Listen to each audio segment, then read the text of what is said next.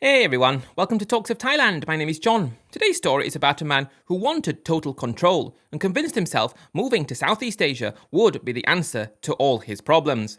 Don't forget to subscribe to the channel if you haven't already, give the video a like, and let's get in to today's story. Like many people, I found myself consuming an awful lot of online content during the COVID pandemic. Furloughed from work, not being able to go out, single, I found watching content was, in a way, like building friendships with people from different countries.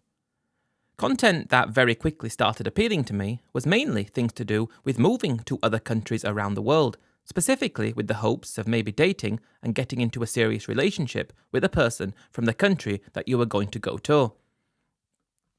As a guy who had always felt he was somewhat late to the game when it came to being a guy and what the traditional gender roles used to conform to, I always started feeling from a very young age that I had, in a way, been born a generation too late.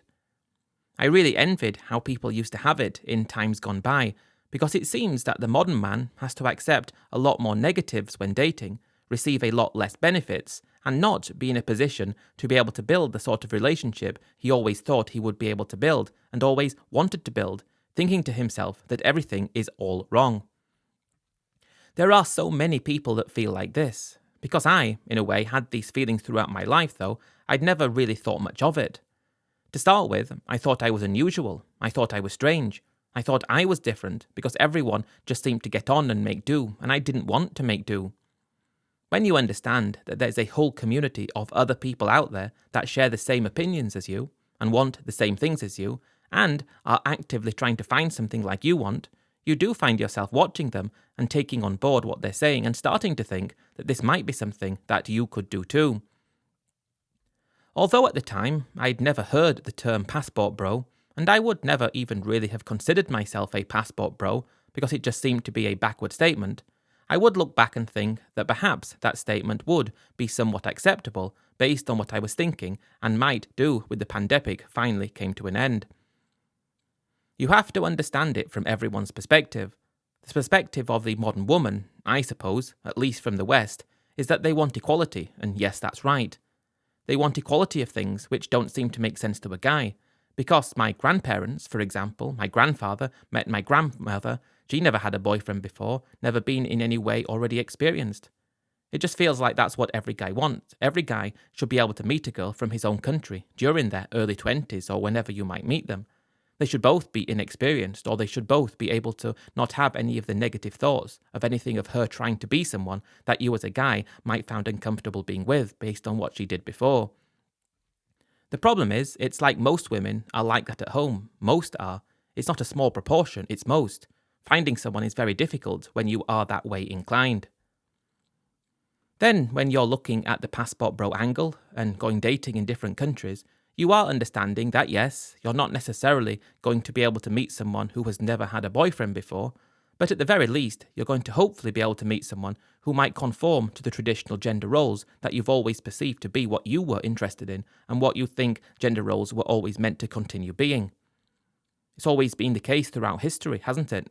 Things have been a particular way, and then all of a sudden, when they change, suddenly there are going to be a lot of people who struggle to adapt. I wasn't able to adapt.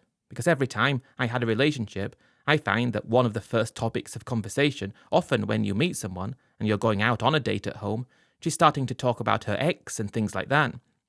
I don't want to hear something about that.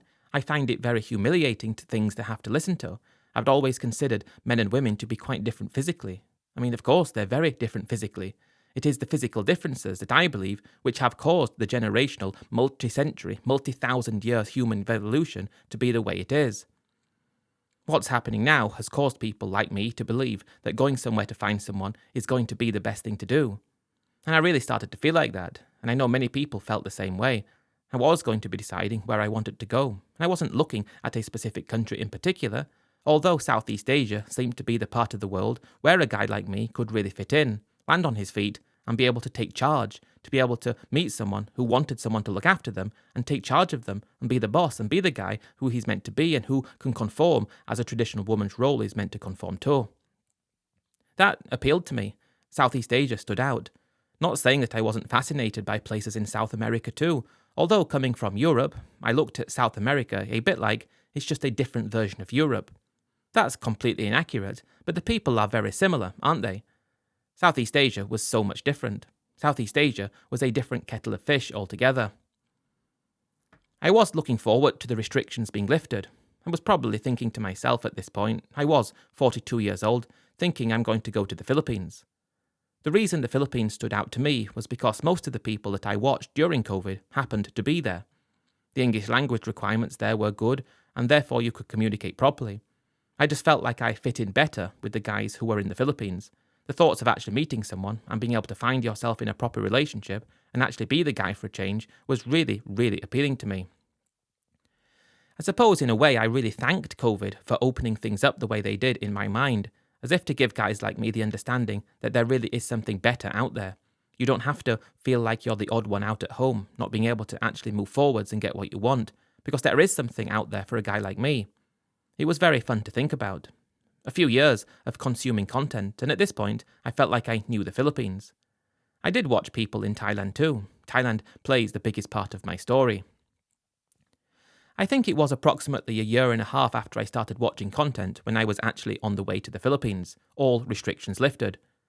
No way was I going to succumb to any government pressure to put something in my body that I wasn't prepared to have put in my body, even if it was going to be a good thing. It was just a principle. Don't tell me what to do. I wasn't going to succumb to any of those temptations to fall for that scam and to be able to travel quicker. I'll wait, and I waited, and I went with my head held high as if to say I didn't fall for the traps like so many people did. Landing in the Philippines, I think it was halfway through 2022. I was 43 at this point. Although I'd spent lots of time consuming content, feeling like I knew the place, feeling like I'd watched people do the taxi ride from the airport to Makati where I was staying, in a way I did feel like I'd knew it, like I'd been there before. But you only have the sights when you're watching it. Now you've got the sounds and the smells and you've got everything else that went along with it, and it gave me this vibrant arrival to what seemed a place that was going to be something where I could achieve something for a change in terms of getting what I wanted. A proper, respectable relationship where I could be in control and where I could take care of her and she can fulfill the role of a woman properly, not like the women at home. It was really exciting to think about this happening. Before long I got to Makati and I knew, based on all of the videos I'd watched, where everything was, the sorts of places you should stay, the sorts of places you should avoid, and the sorts of places where you should meet girls. One thing that many guys talked about who were there already, at least I suppose the people I watched mainly, was to try to avoid the bars. The bars aren't really the best place to meet someone. If you want someone who's traditional and you want someone who's actually respectable, you might not find that in the bars. I did find myself going to a few of the bars around Makati just to experience them, and it was a wild time. But like it was just a tourist experience, the tourist side of things. It wasn't something where I wanted to meet someone. Ever since I found out that about this movement that I purposefully avoided joining dating sites at home because I didn't want to get into the trap of not being able to go and meet someone I might want to meet. I purposefully did that. I did have a huge list of sites. I had already joined them, but I hadn't published my profile yet. That was something I did when I landed in the Philippines. I activated the profiles and sat back and took in this whole new experience, which was the Philippines, Southeast Asia, the abundance of what appeared to be opportunities for guys just like me. I'd already quit my job to do this trip. While I'd gone originally for a month, I was most likely going to be spending a lot longer there, knowing, based on the research into online work and online jobs that I'd done, that was something I could do eventually if I needed to. But I had always been interested in cryptocurrency and always done investments, and I suppose I'd done quite well out of a Bitcoin investment. Don't want to foreshadow anything here, but what had happened was me thinking that I had somehow cracked the code of cryptocurrency trading. Okay, I've made a lot of money out of this, not going to sugarcoat it. I made about $200,000. About, give or take, it was quite a lot of money, and I'd made it out of Bitcoin, and I thought that was what I planned to do when I landed on my feet. Get myself sorted out, get myself finding a relationship that I wanted, do everything like that, and then get back into cryptocurrency trading, maybe do some Forex on the side. I had made money at it before, and I really do think that gave me this false sense of security, that I was good at it and I knew what to do. Not that I just got in at the right time and it was blind luck. I was of the idea, based on this understanding, that if you want to be in this movement, you can't just go and then work a normal job back at home. You've got to live it. You've got to be there. That's why I quit the job. That's why I had some money to one side to get myself in place. A few days in Makati were a blur of exhilaration, seeing what was available there, seeing the people there, and seeing the way of life. It just felt like it really did conform to what I expected life to be. It was exciting, as I'm starting to get messages from girls who were messaging me. At home, you'd have to message girls and they wouldn't respond. It's like girls at home, they have the pick of what they want, and the girls who are in charge. It's the girls who are there to be the demanding ones, to be able to control who gets what, to be able to let the guy know if he's worthwhile or not, because it's her who's there. And you're joining a site at home, you message people and no one gets in touch, and it didn't work for you. But in the Philippines, it was the exact opposite of that, exactly like it should be. The girl pursuing the guy is the valuable one in the relationship in terms of so many things. Now, okay, the girl's very valuable too, in terms of being the emotional support to the guy and things like that. What was going on in the Philippines was exactly what I thought life had always meant to be, and it was happening right in front of me, and that made me feel like it was the best thing I'd ever done. I'd been watching content for a long time, and I'm watching these guys, looking at them, and I'm thinking, everything you said was right, and I'm living the dream here, and I hadn't even met anybody yet. Then I'm starting to meet girls all the time, and everything is just right, exactly like it should be. You start dating a few different girls at the same time, and one week you're travelling to the beach with one girl, the next week you're going up to Angeles with another girl. Probably not the best place to take a girl, and I'm really actually falling into place in the Philippines and enjoying myself. Not long later, I found myself in what I felt was a serious relationship. I suppose I should have understood when I noticed things perhaps not being the way I hoped they would be. Now, I was prepared to be the guy who was using his finances to be able to support the relationship and to do it that way. And in a way, although she performed the role brilliantly to start with, I felt like it wasn't exactly like I wanted it to be. It was like she was doing things for, not as a consequence of. Now let me explain what I mean by that. It was like our time together was conditional on me doing a certain thing, which was helping financially, and I knew that was expected. I wanted to help her financially, but I wanted it to be a byproduct of the relationship, not the forefront of the relationship for her. I quickly noticed that straight away, and the same thing happened again with another girl I started dating after that. At this point, I'd probably been 4 months in the Philippines, loving life, not really meeting someone serious yet because of that, but I decided to make the decision to go to Thailand instead. I was really loving the Philippines, and I expected to go back soon, but I wanted to go and see what Thailand was like. There were, in fact, more guys living in Thailand than there were in the Philippines. More guys seemed to swear by Thailand than the Philippines, and although I was a bit apprehensive about the language barrier there, I thought I would go and have a look and be able to do a bit of a comparison between the two, because at this point I was really loving life. Although I hadn't really fulfilled the goal of meeting someone who conformed to the particular gender stereotype that I thought she would conform to, it was always money was at the front as opposed to being the byproduct of her being with you. I think that's what I found out straight away. When I arrived in Thailand at the beginning of 2023, I immediately felt like the country was a better version of the Philippines in every single way. For instance, the place didn't look as dirty and as downbeat as the Philippines. You had a lot more public transport options in the Philippines, a lot more tollways, so the traffic, although bad, wasn't as bad as it was in Manila. Everything seemed to be a bit more organised, but still nowhere near as organised as things were at home. So you still had that feeling of it being disorderly, but not as extreme like the Philippines. And I really think the thing was, when I'd already arranged to meet a few girls before I'd even arrived, it was a language barrier which I, at the time, was a bit apprehensive about, which I actually believed made me not understand fully what was going on in Thailand. Because of the language barrier, because of the things a girl would say, because of the things she would do, you don't fully understand. And I think that's what gave me, again, more false sense of security. Because in the Philippines, as I mentioned, the money was what mattered to her, and of course I wanted to support financially, but it was meant to be a byproduct. It was meant to be the thing that was the oil of the relationship, not the front and centre. In Thailand, because of the language barrier, you couldn't pick up on that in the same way. When you're with a girl in the Philippines and she's speaking perfect English, even though she might not say something directly, you can understand fully what she's saying. But in Thailand, it didn't seem like that. In Thailand, and this is for me, it seemed like money wasn't front and centre. Of course, I would learn later on that money in Thailand is even more important than it is in the Philippines. And I guess that's my opinion, and I'll stand by that opinion. I believe that money was less important based on not being able to actually fully understand what people were talking about because of the lack of English was so extreme and I couldn't speak Thai. When someone's talking, so basically, you think that they must be therefore basic too, and not in a way that's derogatory, but in a way that I think is actually something where I could see myself being. I spent time meeting girls in Bangkok, and I met some girls down in Pattaya, but it felt the girls I met in Pattaya, I avoided the bars, I didn't want to go into any of them because it didn't interest me, apart from the ones where I went into Manila to start with to actually see what it was about. I didn't really fancy going to places like Soy 6 or Soy 7 or any places like that.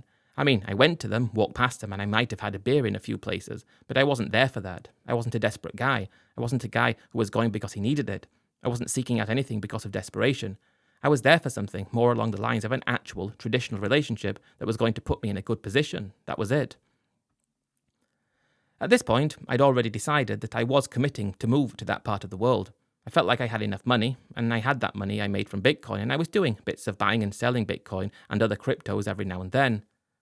For the most part, I suppose I was just being lucky, making a bit here and a bit there, and I started using leverage.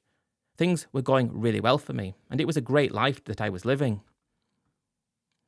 When I was getting to before I went off on a bit of a tangent, I found that the girls I was meeting in Pattaya most likely worked in a bar or worked in a massage place or worked somewhere that you wouldn't want to meet a girl in, and you could sort of tell when you met them that they might be the case, and she was using a dating site to try to meet someone in a different way. I just wasn't attracted to that. I was interested in a girl who had less experience, a girl who was there to put family first, put me first. It didn't seem that, at least with the girls I met in Pattaya, and it could have just been bad luck, or it could have been the case of what it was really like. In Bangkok, though, I find I'm meeting different sorts of girls. Some of them might be quite similar to the girls in Pattaya, but in Bangkok you're meeting a wide variety. Sometimes, I went on one date with a Thai girl who came from a good family, she said. She seemed to be lacking money. She actually arrived to the date in a BMW, and I thought it was interesting, and it was obvious that she must have had something. But we're talking together, and it's obvious that I'm the one who needs to pay for everything, even though she's got money, and I was okay with that. But I went on a few more dates with her, and things were starting to not get that serious because nothing happened, but it's like what I found was not just necessarily what I was there for at all. She had money, but she could spend money for anything, but I was paying for everything, and she wasn't providing anything, so it didn't seem to be very equal. Then you start to learn and think about what other guys recommend. Of course, if a girl's got money, she's got more leverage, and you don't necessarily want that. That's why I stopped looking for professionals or girls who worked in office jobs, because it didn't seem to, again, conform to what I was looking for. It was just a different or worse version of how things were at home. At least at home, you go on a date and maybe they'll pay half, or they'll pay sometimes. But in Thailand, I was paying for stuff even though she had money, and even though she wasn't doing anything. I found that was a big mistake I made. I continued and I persevered, and I was dating girls all the time, and I started to think perhaps this is the right thing to do, to just casually date, and don't try to go for something more serious than that. But I was always of the mind that I wanted to actually not be part of this passport bro movement, but I did feel part of it because I'd gone abroad to be able to date and use my Western advantage to be able to date. I was just having luck with cryptocurrency trading at that moment in time too, and I felt like I was on top of the world. I started going very crazy, dating a different girl every few days, and it was fun, but it just didn't feel like I was accomplishing anything. It didn't feel like I was fulfilled, and I wanted it to feel fulfilled. It was about halfway through 2023 at this point, fully committed to Thailand, not thinking about going back to the Philippines, when I met a girl who, don't know what it was about her, she just felt like exactly what I was looking for. I mean, exactly. She was 26 years old, no kids, didn't work in a bar, didn't work in a massage shop, and didn't do anything like that. She wasn't from a rich family, therefore she couldn't sort of hold that over you. It just seemed like she wanted to be a proper girlfriend to someone, a proper relationship to someone, maybe even more than that. She worked as an assistant nurse at a private hospital. She didn't get paid a lot of money. She did a lot of hours. I went to see her there a few times and she was there. But she wasn't paid a lot, but she was working hard. She was working a respectable job, and that was proved, and I felt that was really a good thing for her to do.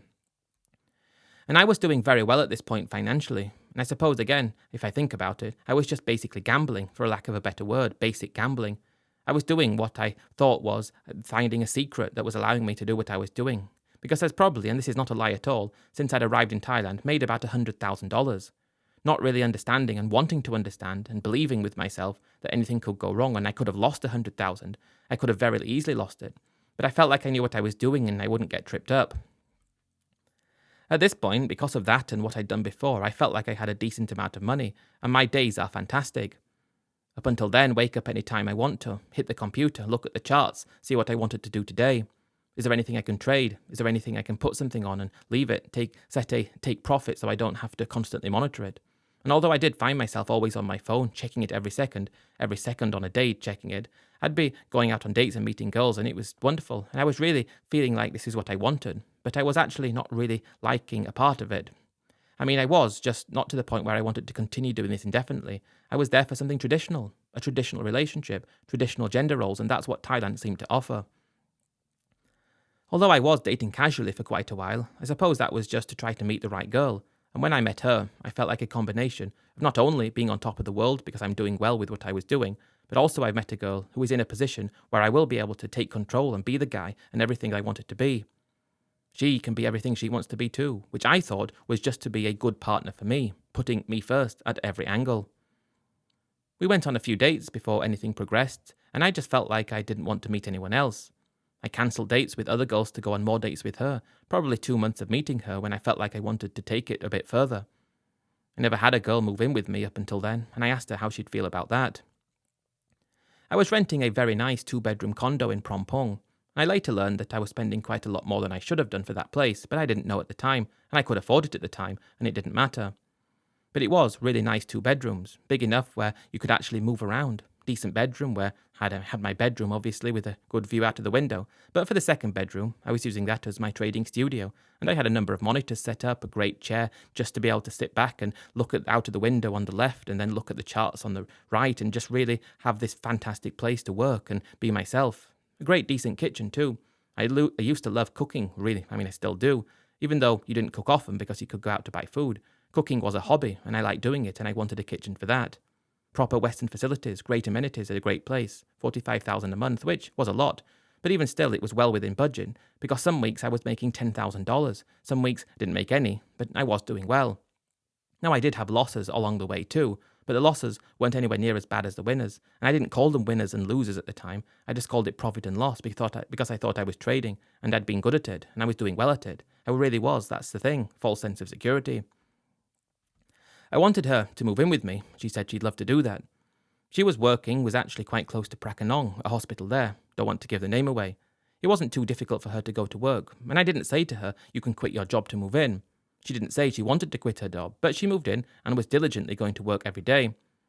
It just felt like I'd finally found the sort of thing that I was looking for my whole life. Again, being the traditional sort of guy, I wasn't expecting her to continue working indefinitely. I would have expected her, once we committed with each other, to stop working. I assumed that's what she would want to do. After another month and everything still going well, really well in fact, then it was time when I told her I wanted her to stop working, and she said she would do that. She was grateful, and I was happy to provide her with financial support that she needed, because she did send money to her family. And I thought that was very respectable of her to do that, and because she didn't degrade herself like many girls did in order to send money to the family. She worked a proper job, didn't get paid a lot of money, did long hours, and I believe that was what was showing her commitment to a guy like me, that she was prepared to actually do work like that, and if she was prepared to be that committed, surely she's going to be committed to me too. And that's the real thing, that's the crux of it. I thought she was respectable, and she was. She's living with me, getting money out of me, and life is everything I'd always thought life would be. If only life could have been like this back at home, it would have been perfect. Although I really was liking Thailand, and it was great to be there, and it was different to things I was used to, it wasn't necessarily that the country filled me with this sense of wonder like it seemed to do for so many other guys. It was just a place where you could actually be who you wanted to be, a place where you could meet people who you wanted to meet in the way that was beneficial to you. That's what Thailand was, and I suppose the Philippines too, not necessarily everything else that went along with it. Starting to live with her, everything's great, everything's fun. She's not working anymore, which means that we're free in the daytime. She's able to play the role of a partner 100% properly. She's being able to be there when I need her. She's able to take a step back when I'm busy. She's able to go and buy food when I'm busy, and just basically do what you would want a girlfriend to do. It was another month of her not working, living together, when I felt like she is definitely the one. This is what I'm wanting to do. I'm wanting to be with her. I'm wanting everything like this, and I was still doing well. Although when she stopped working, I did stop doing as much trading as I was doing before, just to be able to spend time with her, to be able to enjoy her company, and to be able to enjoy spending time with her. Because I'd done quite well up until then, it was like I've made enough money the past year to last for 5 years, so don't feel like you're in a rush, don't try to force anything, and I felt like I was being very sensible. Again, I have to say it, I felt like I was on top of the world. Everything had just come together purely because I'd luckily bought some Bitcoin. It had gone up in value considerably. I'd sold it, I'd done some trading, and I'd been lucky. And I just thought it wasn't about luck, though. I thought I was now a professional trader, and that's what I started introducing myself as when I met guys and when I went to meet other expats. I tried to build friendships. I tried to learn about how other people lived in the country and what they did, and I introduced myself as a crypto trader, and it was great to be able to do that. The first time something was discussed with her that was more than what I was already giving her, The first time it was discussed that perhaps we need to do something, a little bit of help for the family, was about 2 months after she'd stopped working. It was not one of the things that I'd heard online many times about a sick buffalo or something like that. It was just what appeared to be a very genuine problem that her family was having, and I was asked to help. The moment I heard her say that, I thought, here we go. It just kind of hit reality. But she was able to describe it to me in such a way because she didn't speak English as well as someone in the Philippines would, where it didn't appear like this was expected of me as a condition of her being my girlfriend and being the way she was being with me. It wasn't like it was described that way. It felt like it was being described as being, this would be something that would be very nice if you could do, but if you can't do it, don't worry about it. I'm not bothered. At the end of the day, I felt it was only 100,000 baht. It was to pay for something to do with the farm that had gone wrong, and they needed this quick money, and could I pay for it? If you can't, don't worry, that's how it felt, although that was probably because I didn't understand exactly what she meant. I did gladly pay that money. If anything, it made more than that in a week or two once or twice, so even 3 times, and it didn't really matter, it didn't feel like a lot. It was like who I was thinking, how I thought about things. It was like the understandings I had. I thought that was something that would make her look at me and think to herself that this guy really is amazing. I need to treat him better. I need to basically be with a traditional woman that I should be. What would a traditional woman have been?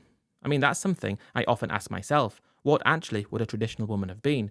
Would she have been someone who would be like I thought she would, or would she have been just however she was? I don't know what I'm saying, but what I'm trying to get across is that I thought that what was going on was one thing, when another thing was going on entirely.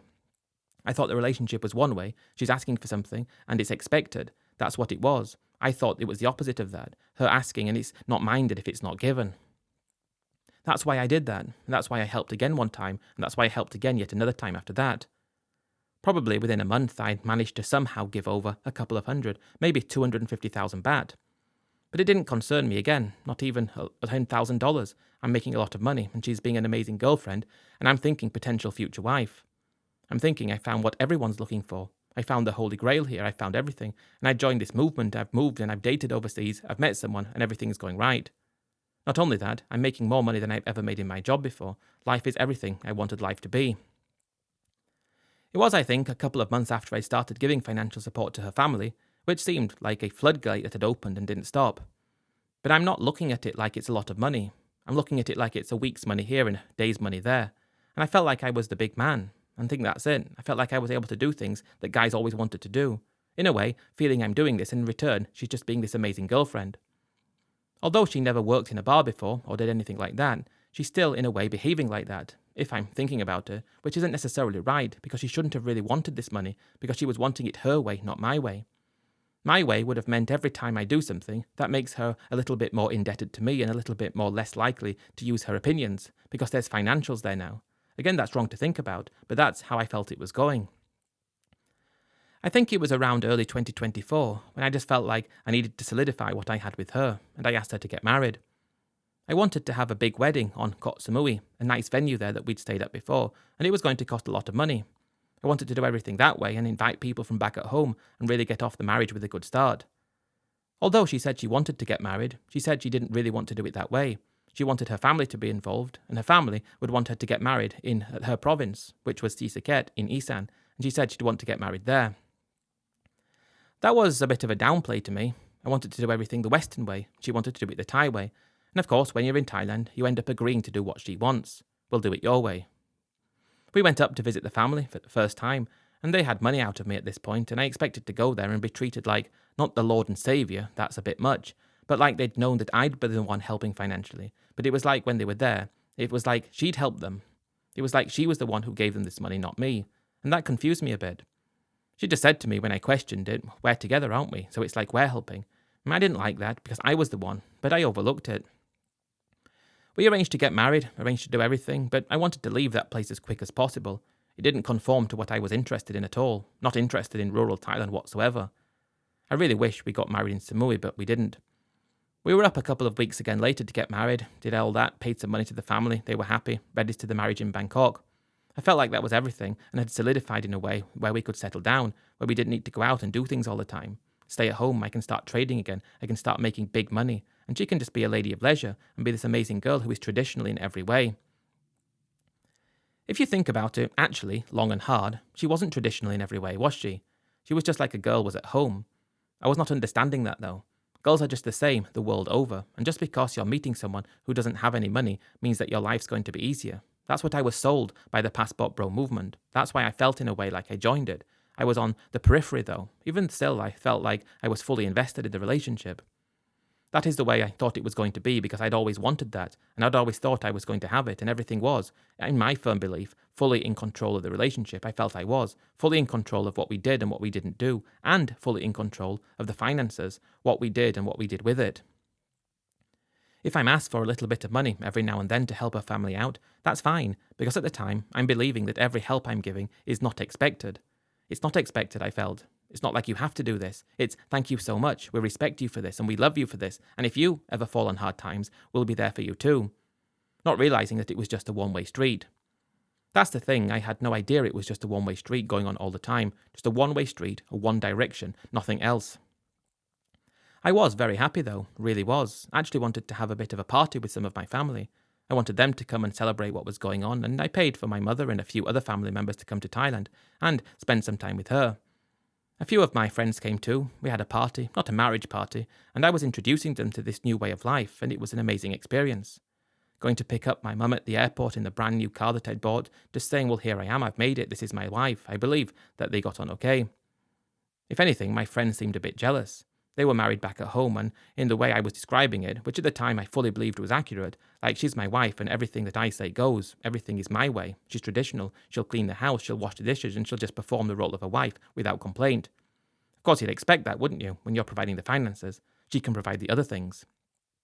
They were all seeming like they wished they had that too, and I felt like I was really king of the world, like I was really doing what was right, and everything was coming together for me as well as I'd always wanted it to. When they left, I felt like that was when I understood it was time to get back into making some big money. I had a target in my life of $1 million. That's what I wanted to have, and at this point, I had about $300,000 purely from cryptocurrency. I'd worked hard, I'd saved money here and there and saved money everywhere, but never owned my own house. But $300,000. The way I'd made that, I thought by the time I'm 50, I'm going to be a millionaire. That was the goal I set for myself, and I spent like that was a foregone conclusion. A huge mistake. I spent like money was nothing. I'd buy her a gold chain for 50,000 baht like it was nothing. She'd send that to her family and want another one, and I'll buy it like it was nothing because times were going well. This is after my family and friends had left and I'm getting back into things, and I had a few series of really good trades. I'd made good money, and I was, I suppose, stupid and blind to the fact that I was just gambling money like it was nothing. I'd always seemingly made money out of it, I'd always been successful out of it, and losses were small, and I was full of confidence that I was doing the right thing. I had no understanding that it wouldn't, and I always thought, you always think worst case scenario is if I lose some, then I've still got some left, and we'll just live a more humble life, and she'll support and love me through that. But people grow accustomed to things. She was growing accustomed to me splashing money around, helping her family like it was nothing. Again, not understanding it for what it was. I thought that was on my behest. I thought that was me doing that because I wanted to, not because she wanted it.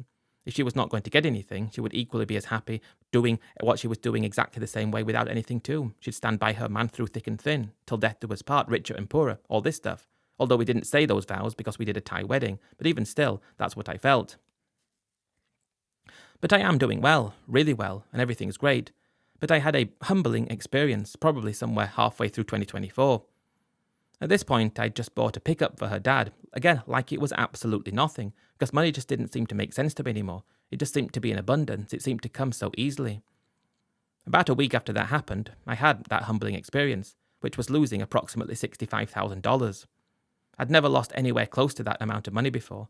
I think my biggest loss was 3 or 4, my biggest profit was 20 or 30, but now $65,000 I'd lost. I'd kept doubling down, sure it was going to work. I think I was on 5 leverage, but no, bang, gone. That was a shock. It was a huge shock, because it had wiped out quite a lot of profits that I'd made before. It had wiped out money that I'd given to her for things like it was nothing, and that was a huge shock. It wasn't a shock that gave me much cause for concern like it should have done, though. It was a one-off shock, and everything will be fine. Funnily enough, the next couple of weeks, I started making money again. I made $10,000 and I made a 5, and okay, I'm giving more money to her. Then we went away together for a week, and then we're back again, and then bang, I lost $100,000. That was the moment when I told myself, perhaps you don't know what you're doing. I became a nervous wreck overnight after that, because with what I'd spent and what I hadn't spent, aiming for $1 million at 50, but now I had $170,000 in the bank. When I was trading, I had an account with the local cryptocurrency exchange in Thailand, which worked well. Just transfer money in, buy something, transfer the Bitcoin out to cold storage and send it back if you wanted to do it that way. That's what I was doing with normal trades. When I was doing leverage trading, I used another exchange, which I transferred to from the Thai exchange to there, and it worked for me. So I always had money coming in and out of my bank, my Thai bank. I suppose that money in and out of the bank gave you that false sense of security that money's there and in abundance. But I had $170,000 sat in the bank, my Thai baht, in Thai baht. Understanding that, you need to perhaps rethink this. The market's not behaving. And that's what I happened to manage to convince myself was happening. I thought it was just the market's not behaving at the moment. It's not actually me doing anything wrong, and soon the market will get back to normal. I took a bit of time away, and instead of being frugal and thinking frugality counts, I was just loving being this huge big shot, this passport bro who had gone overseas, who had come good, who had found his perfect girl, who was everything like a girl at home should be, but just wasn't. I was believing that I was doing things to support her and her family to the tune of what I was supporting them, which meant that she was, in a way, going to be there for me all the time because of what I'd done, not expecting her to be there conditionally because I was there unconditionally. We splurged for a really nice time away, and I'm thinking about things all the time, and I'm really up on all the news. I watch an awful lot of crypto YouTube, so many different YouTubers that I watched, and I didn't exactly copy what other people did. I had my own opinions on a number of other people's opinions too.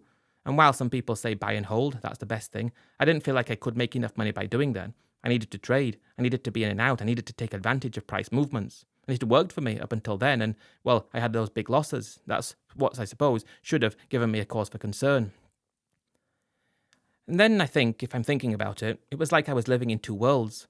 I'm going out and I'm splurging, going to a really nice restaurant, and I'm going to an expensive club with her down in Phuket for a week, spending money like it's nothing, sending her family bits of money as if that's nothing, going to see them wanting to leave as quickly as possible because I didn't like it, but giving them money when we were there. Then I'm going back and I make a bit of money and it was good, but now I had these losses, and I was still living the same way and still spending money like I was nothing and like these losses were just not going to happen again. I felt like I was sort of getting back into the game and everything started going right for a bit. And then I'm back in Bangkok, starting to make money again. But after that, okay, you're starting to feel more confident. Everything is going okay, you've made some money back, everything's back on track, the market's behaving itself again. Then bang, another $50,000 loss. That was another moment, like, if you're not careful, it could go very wrong soon, very quickly. Also thinking, it can't go wrong because I need this to work, and my life hangs on the balance because of this. While it might sound like it's really stupid and something that is crazy to do and nobody in their right mind would do it, I decided I just needed to continue going because I'm only going to make money eventually. Everything will come into place, and it was probably that really blasé approach and understanding that I could do no wrong, that I'd only been unlucky, that the market had worked against me, that allowed me to continue diving in, becoming more reckless, and just gambling. That's the thing. When you have that $50,000 loss, you're approaching $100,000 in the bank, you do a trade and all of a sudden you've made $60,000, you think I'm back now, it's good, everything's great. But it was stupid, gambling with life savings as if it was nothing, believing that I was a big shot trader because I was making money and it was doing well. Confidence, overconfidence, because of that 60,000 profit. When I say 60,000, that's give or take, it's not exact. It might have been slightly more or slightly less. But that made me believe I was back, and it's working again finally. But 3 months later, I had $5,000 in the bank, and rent to pay, money that I'd promised to my wife's family, and a holiday that we were meant to be going on in a week's time. All that to pay for, probably going to cost $10,000, and I only had $5,000. And I think, bear in mind, during those 3 months, I was living through the most stress and panic and worry I'd ever lived through in my life. Somewhat trying to black out the inevitability of it, and somehow trying to convince myself everything will come good, because when you get a winner, you double down and then it goes wrong.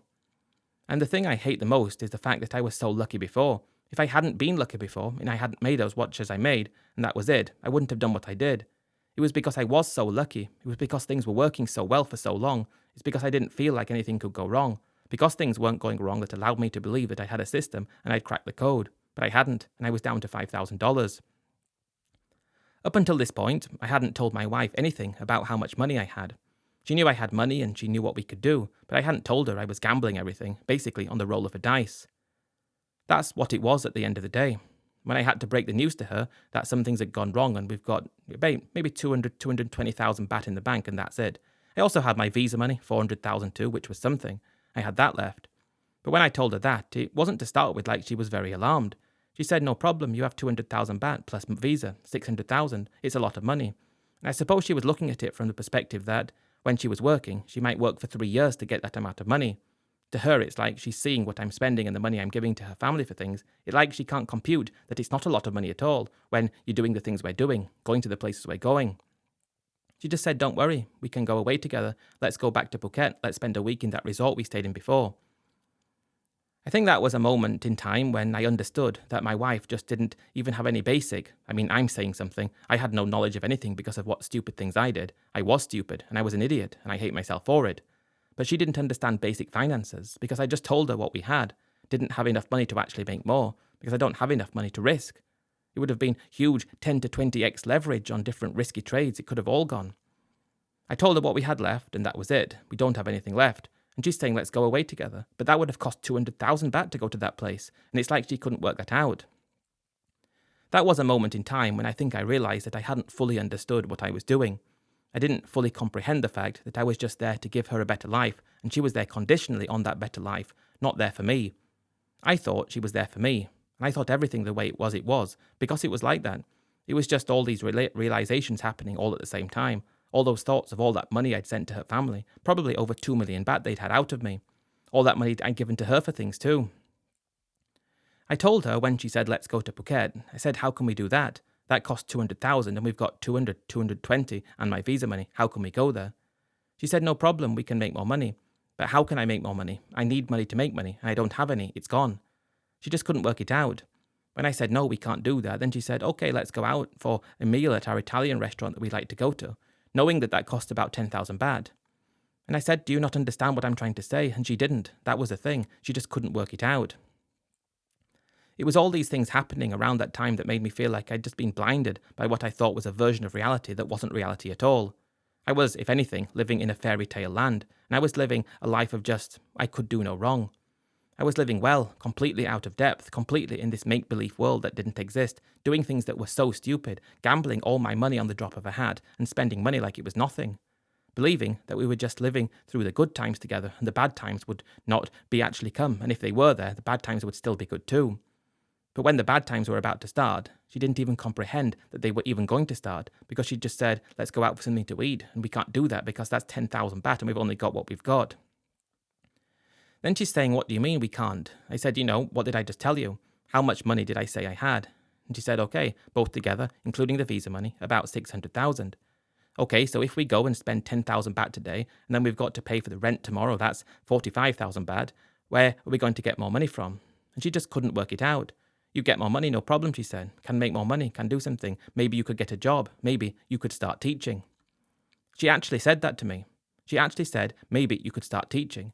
And I had to say to you, do you know how much teachers earn? And she said, well, 30,000 baht a month. Why don't you just spend 10,000 on a meal then? How could we do that? And I just couldn't see her in the same way after I'd introduced this understanding that we didn't have the same amount of money. Not that I would ever get a job teaching. I had other things to do that I could make money at, but even still, it was like she had no clue about reality. Whether she was just playing dumb or she was actually dumb, I have no idea. It's not like we caved in straight away. I did try and do some other things. The problem was I wasn't at the same level anymore. In order to make 50,000, you need to risk 50,000 or something like that. So basically a coin toss. Complete crazy. I can't believe I was doing it. But I didn't want to actually get a job yet. I didn't want to do that because I was loving my freedom to be able to do what I wanted when I wanted. I didn't want to succumb to have to do that. But if you've only got 5,000 to play with, and you might make another 5 if you're very lucky again at the drop of a hat, it's not going to be any good because you need so much more. I was trying to do things to get back the money I was making before and just coming to the understanding that wasn't going to happen, trying to get back into it, but not being able to because I didn't have the capital behind me to do that, and if I had, I would have lost it anyway. That's when you realise yet again what an idiot you've been. I'd already realised this at this point that I was an idiot and I was so stupid. But now it's like you've got no excuses to actually think about anything other than the fact that you are one of the world's biggest idiots. What tended to happen is about a month after I told her what was going on and how bad it was, she came to me saying that the family needed some money. They wanted to plant something on this land that they'd just bought, with money that I just happened to give them before, and it was only 40,000 baht. She said, can you send it to them? I said, you have 600,000. Well, we don't have 600,000 now because we have about 450 because we paid for the rent, paid for other things, and this is how much we've got. And I'm trying to do things too. She said, no, you need to send this money. I told them we send already. I already tell family we send. And I told her, no, we can't. And I don't understand how she thought that was acceptable to ask for that money based on what I told her about what we had. But it was like, It didn't matter to her. What mattered to her was keeping her and her family in the same accustomed position that they were in when I was able to do that. And when I wasn't able to do that, she should have understood that and actually been just as good, if not better than she was before, to try to give me the most motivation as possible, to try to do something and make more. But it was like she was doing the opposite of that. She was giving me less motivation. She was giving me less get up and go to do anything. And I just couldn't understand why she was doing that. She was meant to be a traditional wife. And I think that was when reality actually caught up to the full realization of what was going on. I'd been stupid, I'd been ridiculous, and she just didn't understand. It was just as if, okay, you don't have any money, you can still pay for everything, but how does that work? And I just told her, no, though, I can't give the family that money.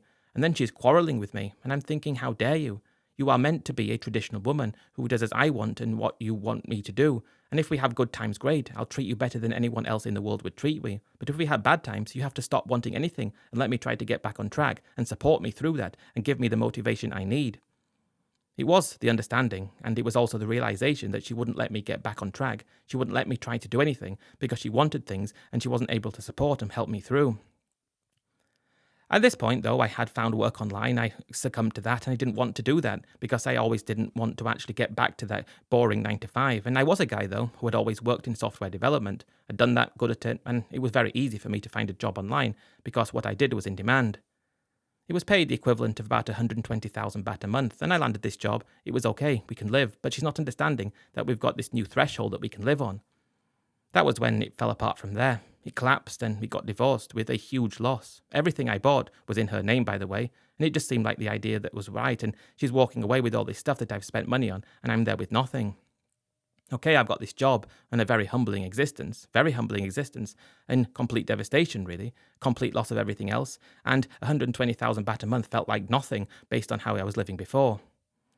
I was, though, before that happened, when everything was going right, believing I was following the dream, believing I was joining a movement, guys who were going to seek the real world out there, the guys who were going to find a real relationship in a country where girls respected their men properly.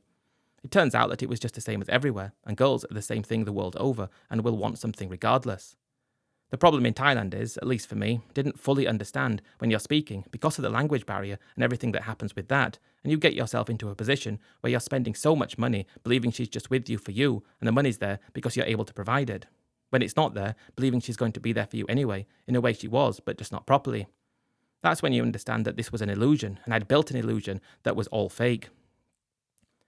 I just hit some really difficult times, really difficult indeed, and it was awful. I had my salary, I was mainly able to work, didn't really enjoy the fact though, as I said, I didn't want to do that, didn't want to spend hours in front of the computer every day, 5 days a week, but I was doing it and I had to. I suppose though, that allowed me to kind of have something to focus on instead of thinking about all that money that I'd made and all that money I'd lost, wanting to be a millionaire, and that just didn't happen. Now I had nothing. After a bit of a while though, I found myself moving back to the Philippines. I just didn't want to be in Thailand anymore. Started dating again, and I wasn't the big shot anymore. I met a girl who I felt was a respectable girl who came from a very, very humble background. I suppose what I did differently with her, and touch wood, this will be successful and will last and will be the real one finally. I didn't splurge. I didn't try to be the big man. I didn't try to show myself in this positive light. Like I had everything and I was very frugal, and I didn't take her to nice places, not because I didn't want to treat her well, but what I gave her was still better than what she had. And I think that's the tip that I have for any guy who wants to join the passport movement or who wants to go and seek his out there in the world. For a start, don't think that you can become a cryptocurrency trader and make millions of dollars. I thought I could do that, and I had this false sense of security with a few successes to start with that made me believe that that was the case, and that's how I lost so much money. Go in and look at the conditions of the girl that you're with and what you've met. What are her conditions like? What is her life like? Don't then all of a sudden take her from level 1 to level 100, and then if you can't maintain level 100. That's what I did. I think that was where I made the mistake. If she's at level 1, take her to level 4. Even if you can afford level 50, then you've always got room to actually be able to make sure things don't go wrong or don't fall apart. I've been with this girl now for a long time, ever since I left Thailand and moved back here, and it goes okay, life's okay. I'm just thankful that I was in a profession that allows you to work online where people need me and I'm in demand. Okay, I started buying Bitcoin and again, starting buying other cryptocurrencies too, and I started doing trading on the side. And I'm going to have to say, I believe that I am addicted to gambling because that was it. I lost $10,000. I'd lost another $10,000, money I'd saved after working for a long time. That was when I finally, concealed doing that, realized I was just going to buy Bitcoin and hold. I put most of my money and savings into Bitcoin on a monthly basis, and that's how it will be. I believe in it, but I don't try to trade it anymore. For whatever my story's worth, everything went wrong. Everything went crazy. I was stupid, but I was following a movement, and I still believe I have some kind of faith in that movement. Although you can't follow what another guy does and everything will work for you, you've got to do it your way. You've got to do it however it works for you, and it might be so different to what works for someone else. For me, it wasn't my Thailand version. It's what's happening with me in the Philippines now. Although I suppose I prefer Thailand, I'm not going back, because I just feel like that's where everything went wrong. I'm rebuilding now, and whether I'll be able to get myself to $1 million or not before I'm 50, I don't know. Probably that's not going to happen.